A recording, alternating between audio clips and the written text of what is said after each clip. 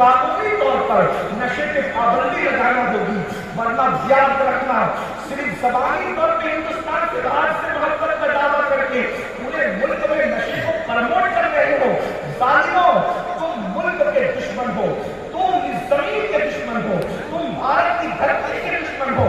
الحمدللہ مسلمانوں نے کبھی نشے کو پرموٹ نہیں کیا، مسلمان قائدین نے کبھی شراب کو پرموٹ نہیں کیا۔ ہمارے یہاں تو شراب سے اتنی نفرت ہے کہ جس کے پیٹ میں شراب کا ایک قطرہ چلا جاتا ہے، ہمارے یہاں کہا جاتا ہے کہ 40 دن تک نہ اس کی دعائیں قبول کی جاتی ہے، نہ اس کی باتیں قبول کی جاتی ہے، نہ اس کا فرض قبول کیا جاتا ہے، نہ اس کا نفل قبول کیا جاتا ہے۔ زنا جو پرموٹ ہو رہا ہے اس میں نشہ کو عمل رکھا ہے۔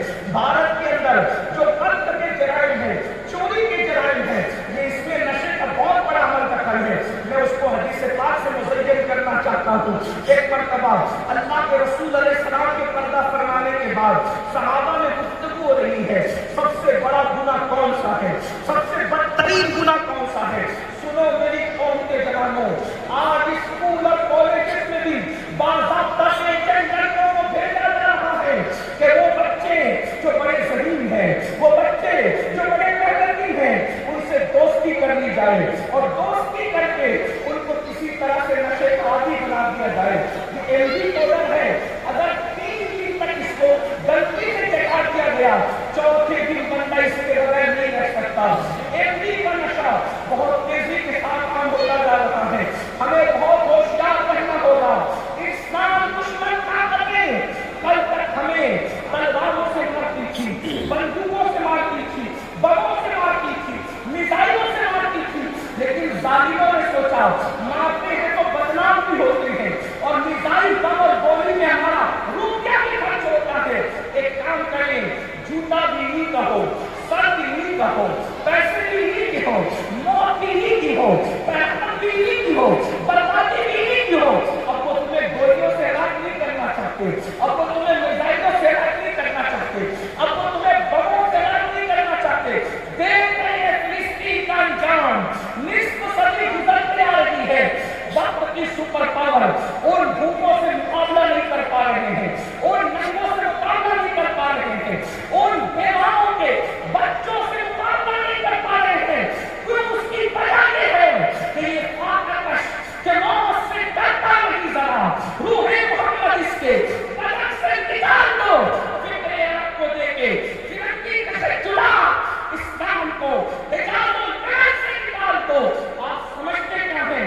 فلسطین کے وہ لوگ جو طویل وقت سے مقید اسی پورے ملک کو نہیں دیکھنا ہو، بلکہ اللہ اکبر ایک جملہ دے رہا ہوں آپ کو، دمشق کے کربلائی قید خانے کی یاد اگر آپ کی کوئی تازہ کر رہا ہے تو وہ فلسطین کے مسلمان ہیں، وہ فلسطین کے ننگے بچے ہیں جو آپ کی سکینہ اور علی اصغر کی سنت پر بات کرتے نظر آ رہے ہیں۔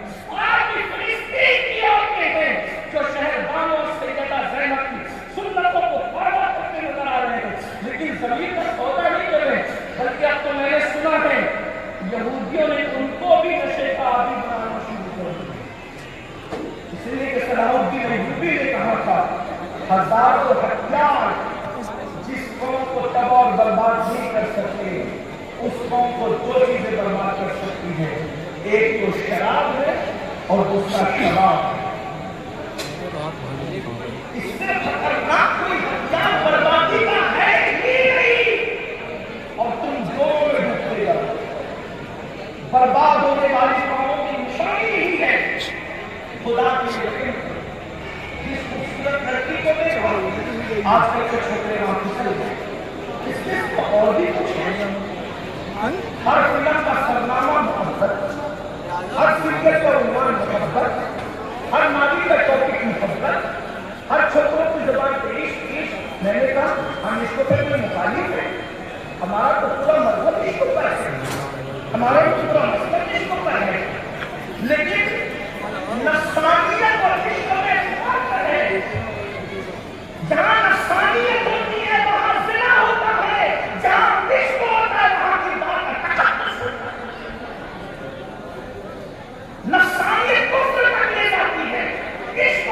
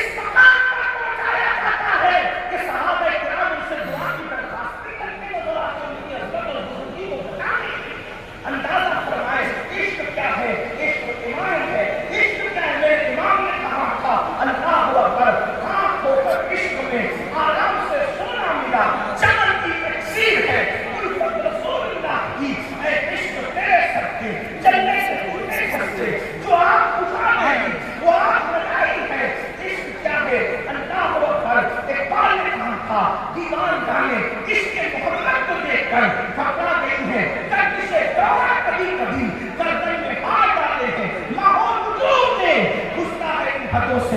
مسلمان کبھی کبھی نفسانیت بزدل بنا دیتی ہے، عشق انسان کو پاورفل بنا دیتا ہے. نفسانیت انسان کو گندگی میں ملا دیتی ہے، عشق انسان کو گندگی سے اٹھا کے کھڑا کرتا ہے. نفسانیت بدنام کرتی ہے، عشق نیک نام کرتا ہے. اللہ اکبر. کون جسے عشق کا نام دے کر جائے اس کے قریب، یہ نفسانیت ہے. ہم عشق کی طرف اس لیے بلا رہے ہیں کہ وہ نفسانیت جسے تم عشق سمجھتے ہو، چھپا لو تو گھٹ گھٹ کے مرو، بتا دو تو ذلیل ہو جاؤ. لیکن جو سچا عشق ہے، اگر چھپا لو تو چھپانے والے کو صدیق بنا دیا جاتا ہے، اور بتانے کو بتانے والے کو بلال بنا دیا جاتا ہے. اندازہ فرمائے، ذرا غور کریں، سیدنا بلال کون کہہ رہا ہے؟ کسی حبشی کو فاروق اعظم کہتے ہیں، یا سیدنا بلال، بلال تو تو میرا بھی سردار ہے. کیوں؟